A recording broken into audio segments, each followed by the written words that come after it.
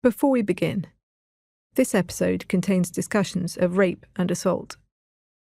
Last time on 17 Years, the Andrew Malkinson story. I'm outside Manchester Crown Court, and it's finally stopped raining. And the most extraordinary thing has just happened. We now know who the true rapist was for that crime that Andy spent all those years in jail for. It's a man called Paul Quinn. Do you want to tell me anything in relation to what you're aware of so far, in relation to your involvement in that case, if any? I'll debate there was no involvement of me in that. What do you think ultimately swayed the jury that Paul Quinn was the true rapist? I mean, clearly the DNA was the key fact, but actually what we discovered as the trial went on, I think it was all these other circumstantial details, his ex-wife's testimony, his internet history, the way that he conducted that police interview. I think that all combined with the DNA to suddenly make him look extremely guilty.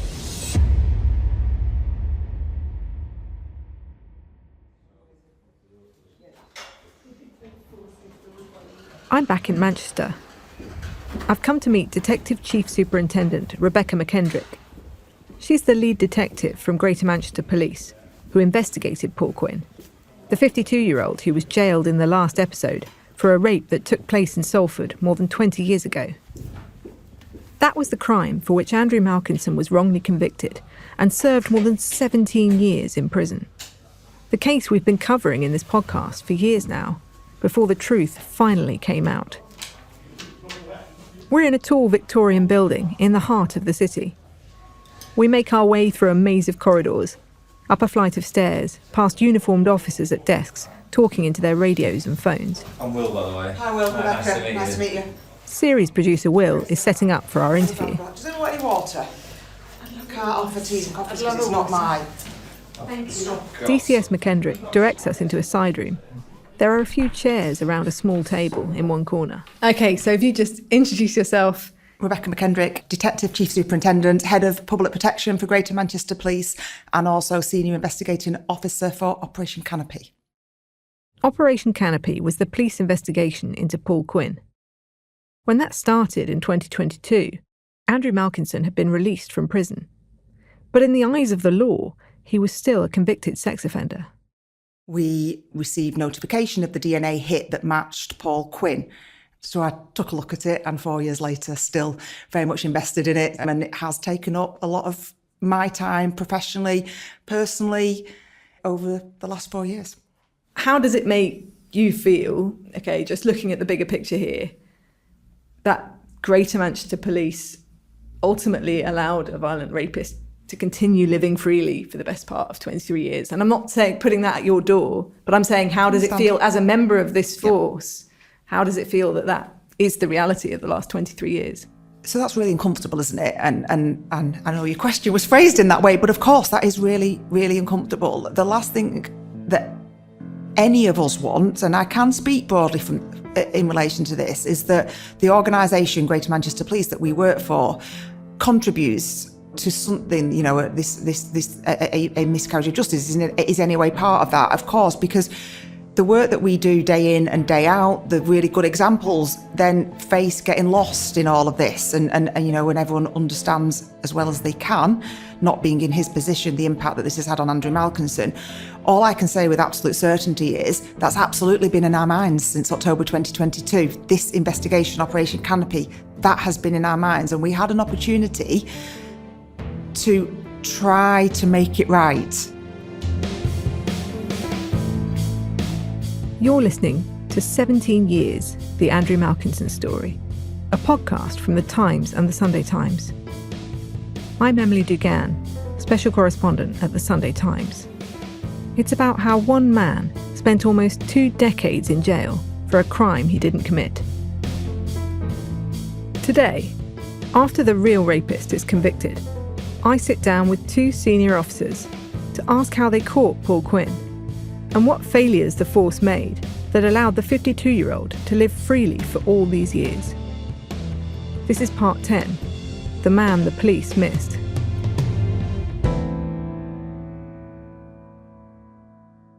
How are you feeling today? Good, great. The end of a a long investigation since October. DCS McKendrick was born and bred in Manchester. Ups and downs. She's tall and slim, wearing a long-sleeved dark purple top, and has dark brown hair and the kind of piercing eyes that suggests the inquisitiveness needed with her job. I first met her before the trial started.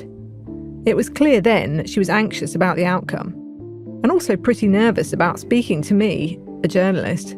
But after sitting close by during the trial, I got to know her a bit better. I could see how invested she was and just how much she cared about Quinn being brought to justice.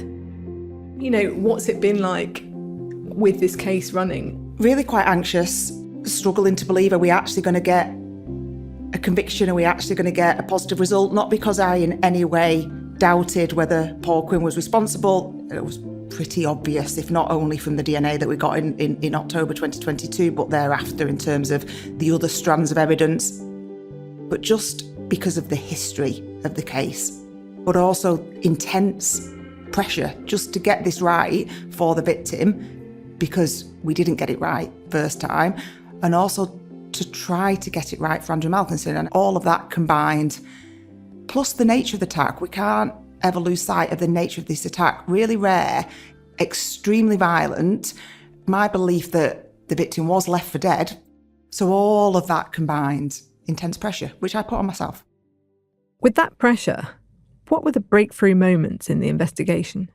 3 moments. Can I claim 3 moments? You can claim 3. Okay. The first one is the speculum result, May 2023. I know where I sat when I got the call in relation to that result. Quinn's DNA was found on the speculum, which had been used to examine the victim after the attack in 2003. The vast majority of women listening to this will know that it is what is used with vaginal examinations of any kind. Along with the match of DNA on the victim's vest top, where Quinn had bitten the victim, there was more. A partial DNA profile was also found on that instrument that had sat in the evidence bag for the last 20 plus years. It's almost impossible for DNA to got onto that speculum and inside that speculum from anywhere else but from the victim's vagina. For me, it is the equivalent of obtaining somebody's DNA from a swab. This match wasn't as strong forensically as the DNA on the victim's vest top. Remember, that was described in court as being a 1,000,000,000-to-1 match. But it was nevertheless evidence that pointed towards Quinn as the rapist. The second breakthrough for DCS McKendrick was the account of Paul Quinn's ex-wife, Catherine Quinn. One of our DCs who had been to see Catherine and along with a colleague and obtained 2 statements from her in the end, but the key one being around he came home that night without his shirt on, and he'd never done that before and he never did that afterwards. That's the same white shirt the victim remembers Quinn wearing when he attacked her. He came home shirtless.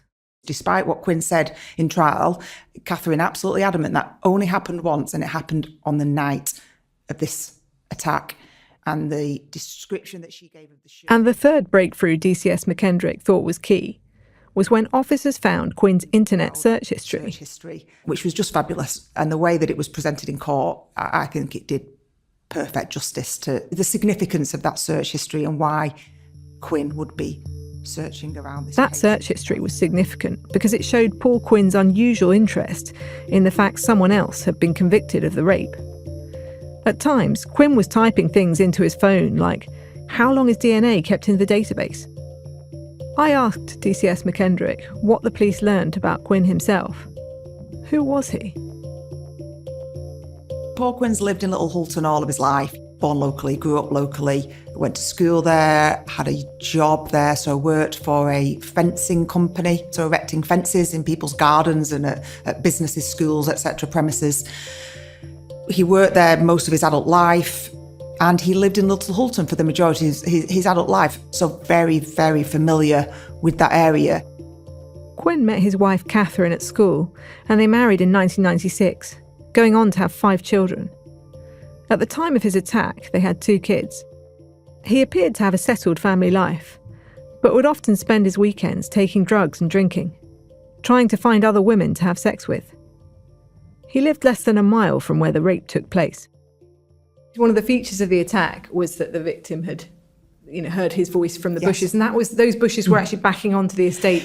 Yeah, so Quinn lived at the time of the offence on an estate that's commonly referred to as the Kenyon Lane estate. The bushes where this voice came out of, threatening the victim with a gun, saying, come in here, I've got a gun, or words to that effect, are on a main road called Armitage Avenue that borders that estate. And it is absolutely our belief that the man in those bushes was Quinn, and that was his first interaction with the victim. In 2017, Paul Quinn left his wife and 5 kids and moved to Exeter, where he'd meet a new partner and get engaged. Police believe he left Little Holton because of a dispute with a local drugs gang. They also learned he had a history of sexual and violent crime. The previous sexual offending. And that's always a difficult one because it's not the exact type of sexual offending that we see in this attack. You know, he wasn't known to us for previous stranger sexual attacks. But yes, he did. He had the previous sexual offending. And what were his previous sexual offences? There were 2. He first committed a sexual offence when he was 12 years old. The one that he committed when he was 12, we don't have any other details of. This was in the 80s, 1986, off the top of my head. We don't have the details of it. We've tried to find the details, we can't find them. We just know that that was on an adult female, but we don't know the circumstances. But it's interesting by virtue of his age. He's very young, isn't he? He's 12 years old and he is committing some kind of sexual assault on an adult female. He then committed, that we know of, a further one when he was either 16 or 17, but the victim was 12. He is a teenager, but he's an older teenager. He's 16 or 17 years old, so still really significant offending. My view is probably would have been charged as a rape if it were here and now, as opposed to in the 1990s. Yeah, both significant. There was another offence which DCS McKendrick and her team came across that gave them cause for great concern. When he was 19, just 3 years after raping a 12-year-old, Quinn went to an ex-girlfriend's house while she was inside with her 2 kids and started a fire. There was an arson with intent to endanger life. That's the offence, arson with intent to endanger. But the particular circumstances were that Quinn set fire to a wheelie bin that was outside the back door of a house where his ex-girlfriend and her children lived. That could have been absolutely disastrous in terms of loss of life. It wasn't, and people weren't injured. But the significance of that is the harm that could have caused, and shows an absolute blatant disregard for life, capability to commit offences against women.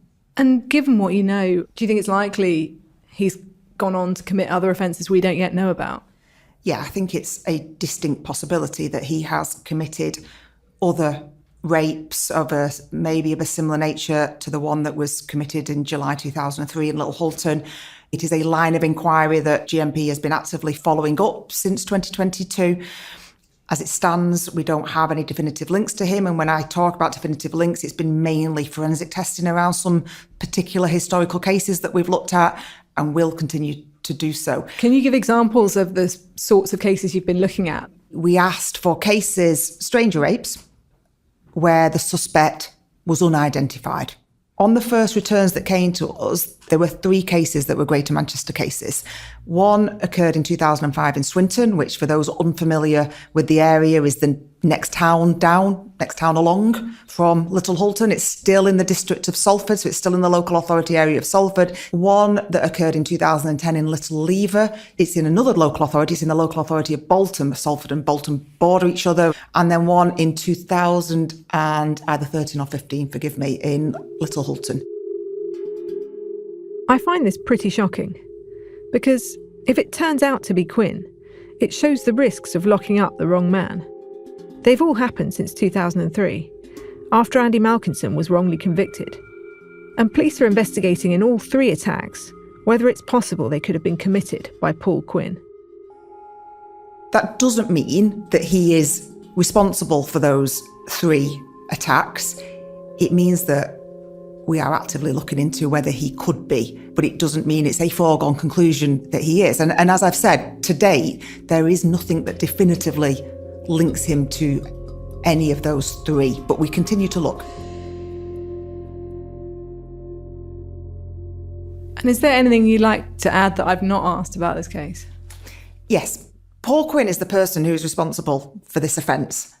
He's responsible for that awful attack in 2003. He is the one who has lived his life whilst Andrew Malkinson has gone to prison. He's known from the outset Andrew Malkinson's not responsible. He's continued with his marriage. He's had more kids. He's carried on working. He's moved to Exeter. He's given himself the chance of a second life in Exeter with a new partner. All the time knowing that Andrew Malkinson isn't responsible and is in prison. He then chose not to plead guilty prior to the second trial. And the effect of that was that the victim had to give evidence for a second time in a trial. If it's not bad enough to go through it, if it's not bad enough to give evidence the first time, his decision not to plead guilty, knowing that he was guilty, his moral compass, it's never caught up with him, has it? It's never caught up, even before the trial, when he had the opportunity to say, right, yeah, actually, I am guilty and I'm going to make sure that the victim doesn't have to give evidence. It's just never caught up with him until such a time that he's found guilty. It speaks volumes about him. This series began with the story of a woman who was brutally raped early one summer's morning in 2003. That awful crime would lead to one of the worst miscarriages of justice in British history. My focus has been on how the criminal justice system failed Andrew Malkinson, and ultimately the victim too, and how at every turn his fight to prove his innocence was a struggle when it never should have been. So how could police have failed in 2003 to identify Paul Quinn? How could the police not act all those years ago when the victim saw Andy at his trial and said she had doubts it was him? That fact was only made public when Quinn himself was put on trial more than 20 years later. We also now know the DNA of another man was identified on the victim's clothes as early as 2007, just 3 years after Andy went to prison. Yet how did Andy remain behind bars? And most of all, why was evidence in this case repeatedly destroyed by police against procedure while Andy was still in jail? I've come to meet someone who might be able to give me some answers.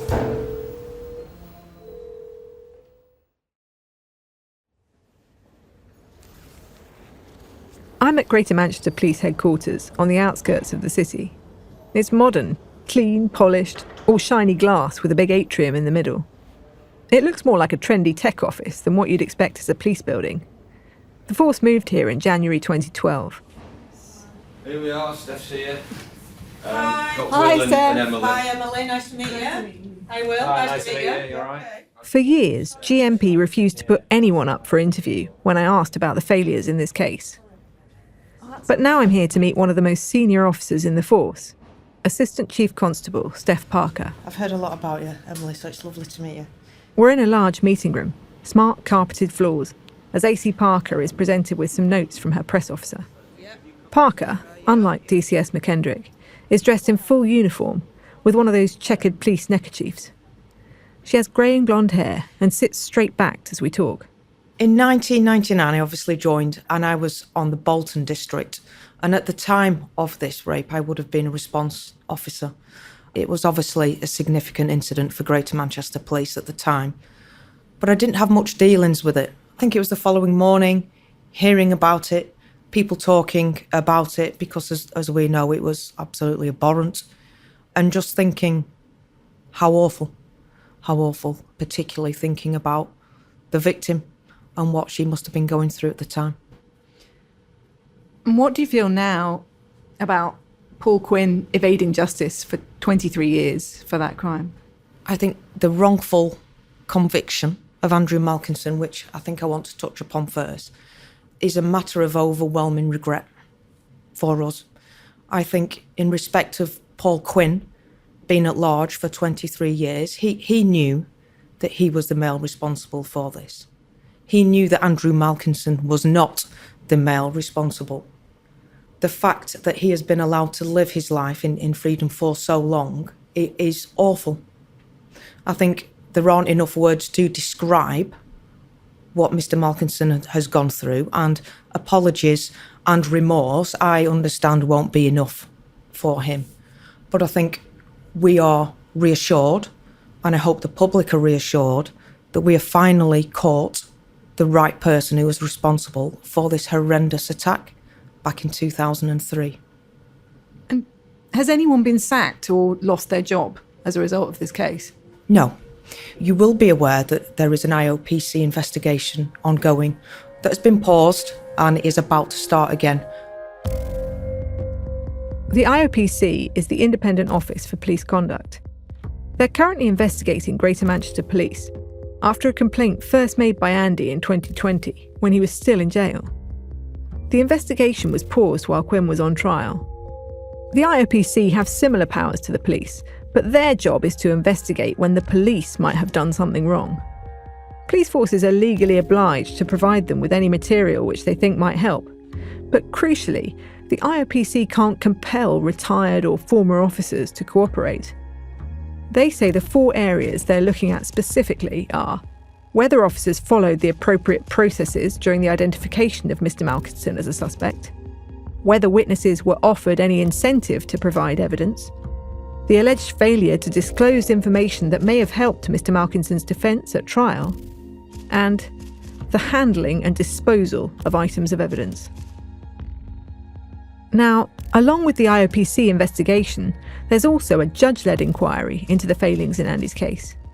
This was ordered by the last government and is chaired by Judge Sarah Munro, who will report her findings to the Lord Chancellor, that's the Justice Secretary, now David Lammy. Its job is to establish exactly what happened from the day of the rape to Andy's ultimate exoneration. Within that IOPC investigation, there are a number of officers that are under investigation for what may or may not have occurred during the original investigation, but nobody has been sacked at this stage. So you've got 5 former GMP officers being investigated for gross misconduct, 1 current serving officer investigated for misconduct in public office, and one of the former officers is actually under criminal investigation. How do you feel about that?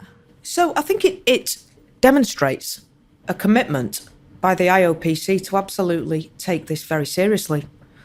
We know that under investigation does not imply guilt, and we absolutely need to make sure that the IOPC have our full support, which they absolutely will, and that they have the time to consider all of the evidence in respect of these officers and former officers that you've referred to. And I am confident that the right, correct result will come from the IOPC investigation. If these officers have misconducted themselves, then it will absolutely be dealt with through correct procedures. If they haven't, then again, there could be learning that comes from that. And we absolutely are committed to learning and taking things forward. What does this case tell you about Greater Manchester's police behaviour? We know that the IOPC will investigate all of this, and we know that so far they have made assessments on those officers that you have referenced. At this stage, the investigation is only just started, and them being served notices does not automatically mean that will result in any penalty or any disciplinary action. But it is absolutely right that we explore all of the potential missed opportunities and all of the potential failings in this case, and that the victim of this horrendous attack, and Andrew Malkinson himself, gets the justice and gets the public confidence back in policing as to we have learnt from mistakes that may or may not have been made back in 2003. I mean, I guess we know mistakes were made. Yes. And have you apologised to the victim? Yes, we have. We have apologised to the victim because we've let her down. She didn't feel that she was listened to at the time of the original investigation. And victims and survivors absolutely need to feel that when they raise concerns to the police, that we will absolutely listen to them and take them seriously. And the victim said the police offered her reassurance when she expressed doubts that it was Andy at the trial and was told it was just trial nerves. I mean, that's pretty shocking, isn't it? I'm absolutely aware that the victim has said that in court, and that is a definite line of inquiry that the IOPC and the inquiry will look at and examine in detail. Because what you were saying before, when you said that the victim didn't feel heard, that sounded to me like you kind of already accepted that she she had expressed those doubts. If she feels that she wasn't listened to, then as far as I'm concerned, she wasn't listened to. And we need to do better. We need to understand why that wasn't taken seriously. While investigating Andy's case, we know that in 2007, an unknown male's DNA was found on the victim's vest top. This was a piece of evidence. This would later turn out to be Paul Quinn's. Surely Greater Manchester Police were aware then that they might have the wrong guy. Even more worryingly, in 2009, I've seen the minutes of a meeting between Greater Manchester Police, the Crown Prosecution Service, and the forensic scientists in the case, where they got together to discuss the DNA on the vest top. The Crown Prosecution Service noted that it was, and I quote, surprising that the DNA was not Andy's, given that the location on the victim's vest top was what they called, quote, crime-specific. But at the end of that meeting, the CPS and GMP did nothing. Once you know that there's something this significant, why isn't there a regular search done? Because that could have spared Andy Malkinson more than half of his prison sentence. Yeah. So I think the question of, could he have been released earlier? Could we have dealt with this earlier? Which I think, Emily, is what you're saying, because the ins and outs of the DNA and the regulations around that are not fully known to me. But in relation of could he have been released earlier, then that is a question that I ask myself, and I've been asking myself for the past 4 years. And it's a difficult one because there are so many changes in the DNA, advances in DNA, the development in what we can do.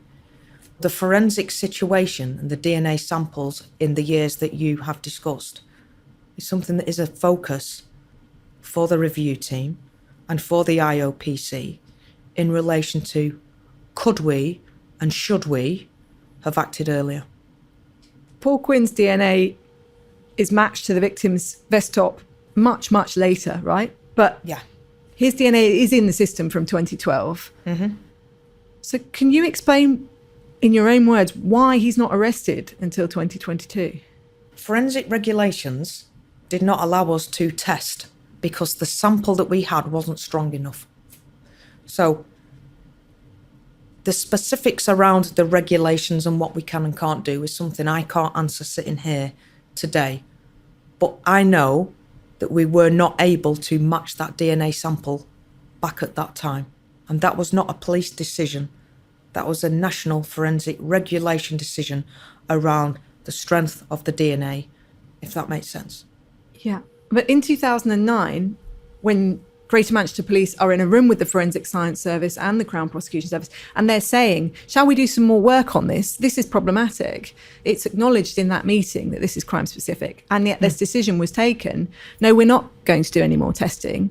And the reason was that the only circumstances under which in that meeting they said we might do some more testing was if Andy had brought the case to appeal. And then the suggestion of the meeting minutes is that that would only be done to bolster the case against Andy. I guess it all just points to the fact that even though Greater Manchester Police had evidence pointing to Andy's innocence in 2007, I mean, the force actively obstructed justice right until the 11th hour. Because we're not talking about ancient history here. Even in 2021, Greater Manchester Police was spending huge amounts of public money on lawyers to fight the disclosure of the evidence that could have helped exonerate him. You're absolutely right. You are absolutely right, Emily, to raise these points. I know you are suggesting that there was a willful obstruction of this process. What we know is that Andrew made numerous attempts. He made numerous enquiries. He made numerous appeals to try and get out. How we responded at that time is under investigation. So all those questions are an absolute focus of the IOPC investigation, of which we have a team ready and set to support. When we first published this series in 2021, we learned that Greater Manchester Police had destroyed some of the evidence in the case. This started in 2011 and 13. Andy's legal team said, unfortunately, this kind of thing, where material goes missing or gets destroyed, happens a lot. In Andy's case, lots of evidence was destroyed again, this time in 2016, including original items of the victim's clothing that could have been tested much more thoroughly. I've since found out that this began after one of the investigating officers in the case wrongly changed the records to suggest Andy had already left prison. Under the law at the time, any relevant material should have been held while a prisoner was inside. Andy wasn't released until 2020. That suddenly doesn't look like an error, that looks like something deliberate. What I can say and what we know is that there were failings in the original investigation. We know that. We know that Mr. Malkinson spent 17 years of his adult life in custody for a crime he didn't commit. There are all sorts of issues, of simply the point that you've raised there around exhibit handling, around changing records. That will be scrutinised in detail.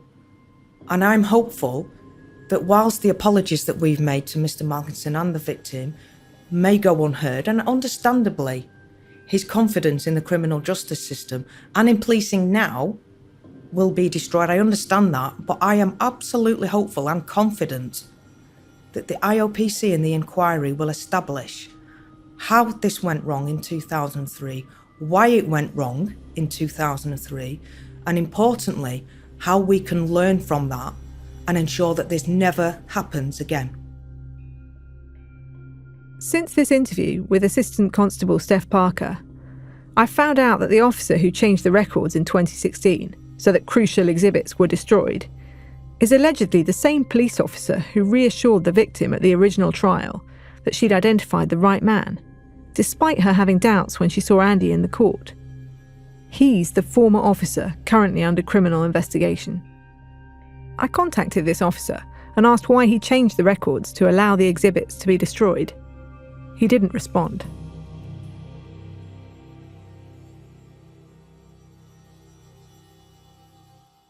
But regardless of DNA and the later destruction of evidence, it's arguable Andy should never have even ended up at Manchester Crown Court. Quite simply, he didn't fit the profile of a violent rapist. There was no history of violence towards women, whereas the true perpetrator, Paul Quinn, had plenty. He'd shown all the hallmarks of someone who was violent to women. Why didn't you interview Paul Quinn back in 2003? So Paul Quinn only came into our investigation in 2022. Before that, he didn't feature. There was no witnesses to put his name forward. His name didn't come forward anonymously or otherwise. Because in the original investigation, I think there was it 8 convicted sex offenders who were among the 30 or so suspects that were on the original list. There was this list of potential suspects, and many of those were never even approached at the time. I don't know whether he was on that list. As far as you know, he wasn't. So I couldn't give you any certainty around that list because I haven't seen it. That is something that the investigation team and the IOPC will investigate. And again, I can only apologise for the mistakes that were made within this case. I guess, lots of people who've listened to the podcast and who followed this case, isn't the reality of this case that Andrew Malkinson was essentially fitted up by Greater Manchester Police, and who then obstructed the truth coming out through the courts, and then allowed a violent rapist to live freely among the community since 2003? I mean, isn't that the truth of this case? So the truth of the case, Emily, will come out through the IOPC investigation. We know there were errors made. We know that Andrew Malkinson was wrongly convicted. And it's complex and challenging. So for me to say he was fitted up is absolutely not something that I will say. But I am absolutely committed to understanding what the IOPC say following their extensive investigations into what went on in 2003. Thank you. Thanks for speaking to us. Is that okay for you? I've asked the IOPC when their investigation will conclude. They didn't give me a date, but they did tell me they haven't started interviewing witnesses or subjects yet. The judge-led inquiry said its work should be completed without undue delay, and that all agencies had showed positive cooperation. It's still not clear if it will involve public hearings or be behind closed doors.